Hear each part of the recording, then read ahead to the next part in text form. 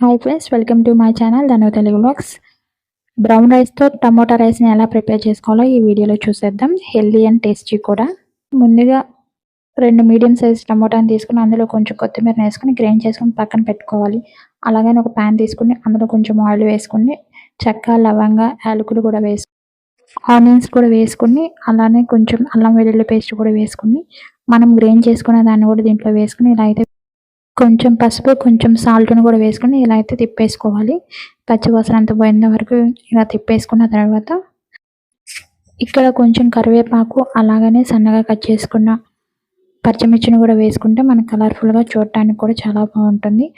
అలాగనే కొంచెం కారాన్ని కూడా యాడ్ చేసుకుని కొంచెం ధనియాల పొడి కూడా వేసుకోవాలి. ఇక్కడ మొత్తం వేసుకున్న తర్వాత ఒకసారి కలిపేసుకొని మనం ఉడికించి పెట్టుకున్న బ్రౌన్ రైస్‌ని కూడా ఇక్కడ వేసుకొని మొత్తం కలిపేసుకొని లాస్ట్‌లో కొంచెం సాల్ట్ అయితే యాడ్ చేసుకోవాలి.